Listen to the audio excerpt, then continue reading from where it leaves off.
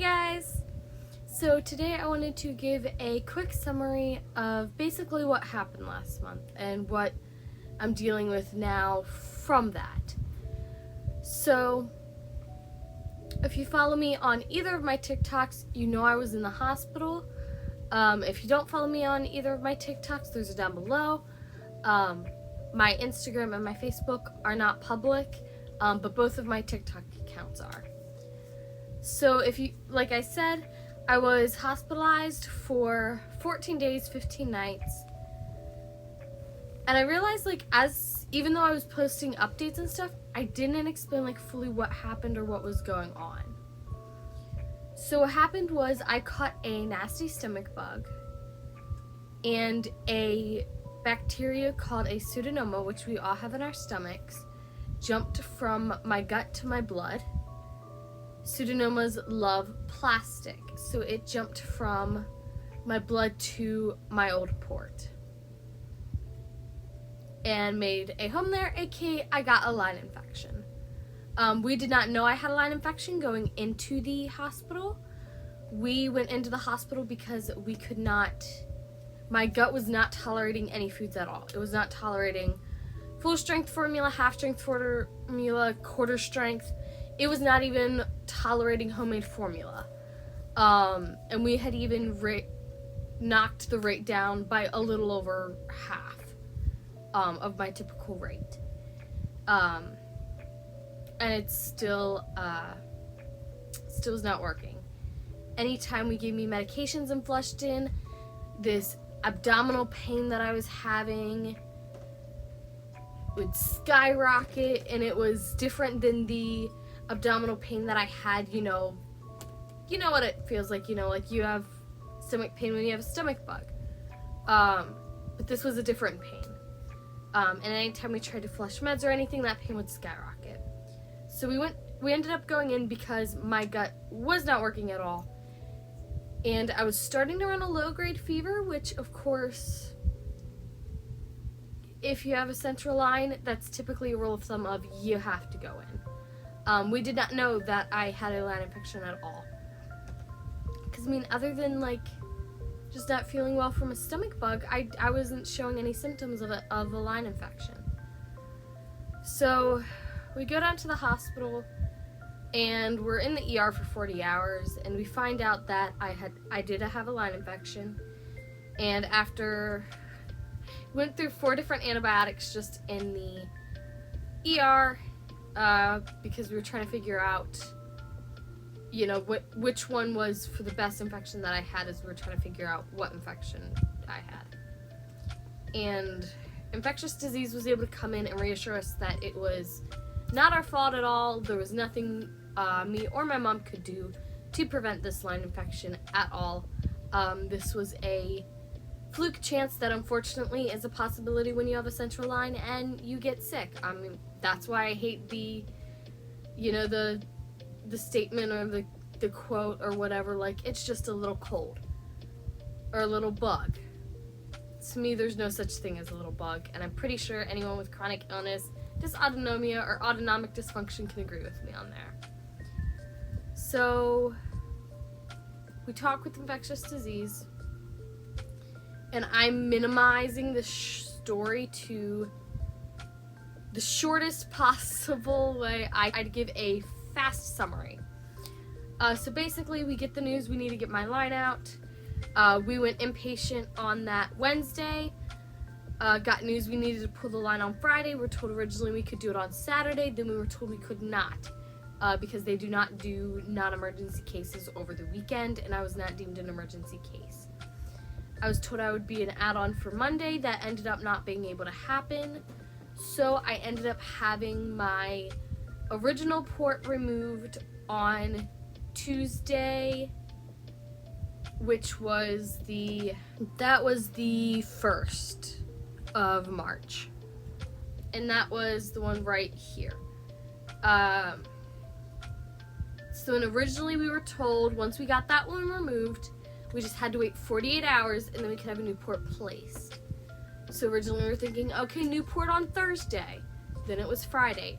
Come to find out, because of the pseudomonas, we wanted to be more safe than sorry, and I had to go on 96 hours of antibiotics, but that's not what we were originally told. We were told 48 hours. What surgery meant was 48 times 2. Why they didn't just say 96 hours, I don't know. I'm gonna leave it there. So I ended up, once we got the old port out, I felt a lot better. Like, I woke up and I wanted to eat a banana. So we knew I was on the up and up, and we knew once we got that old port removed, I was gonna feel a lot better. And I did. It was like a 180 in one day, and I told them that's how it would go. But you know, medical students. So we got the 48 times 2 things sorted out, and then so we were told we would be an add-on for the following Monday. But after talking to surgery, they could not even talk about taking on my case until Monday. So I ended up being an add-on on Tuesday, which was March 7th. Didn't have any problems afterwards. I did have to stay 24 hours afterwards because they wanted to do 24 hours of antibiotics afterwards. So I was able to be discharged Wednesday, the 8th, which I was super happy about because it was on my dog's birthday, and I know you're like, you were in the hospital for 2 weeks and dealt with a lot more than I'm putting in this video.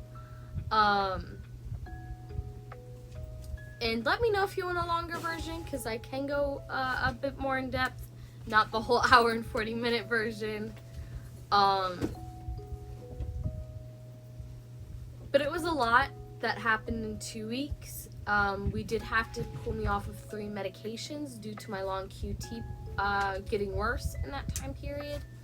So right now I'm dealing with the consequences of being off of those 3 medications. One of them being the medication that controlled my migraines. Currently, I'm teasing. I feel like I'm Gollum. I hide in my room a lot. My curtains stay closed. My doors stay closed. My lights stay off.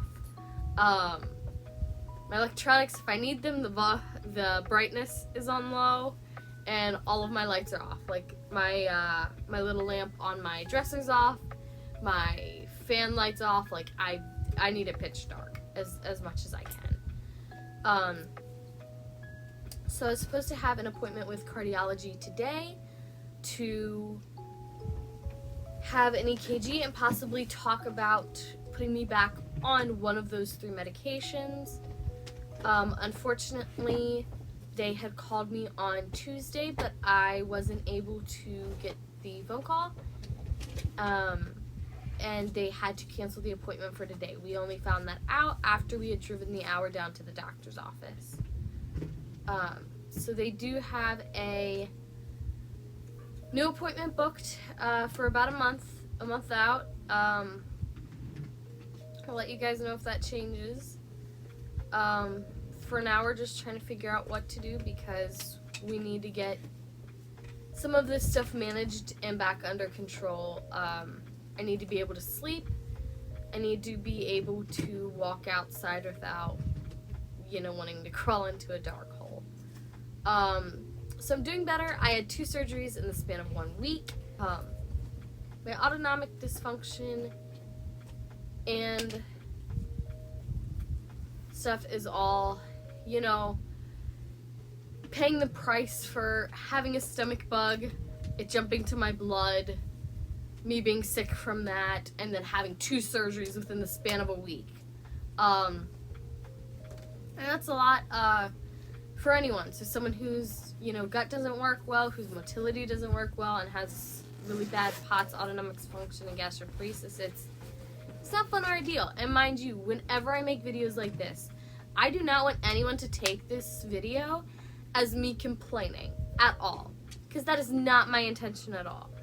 I want these videos to be me showing you the raw, real reality of sometimes having chronic illnesses it's not always, you know, the aesthetic stuff that we see on Pinterest or even TikTok sometimes. You know, a lot of people sugarcoat things. I sugarcoated things for years. But I feel like, you know, being raw and real can help other people, and I want to do what I can to help other people.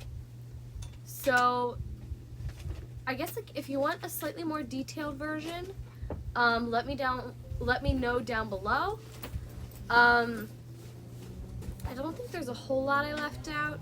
There's a few, like, I left out a lot of drama that we had with the doctors, the nurses, the tech, the IV teams, all of that. They were amazing. There's a lot of small stories I could tell from the 15 nights, 14 days that I was in.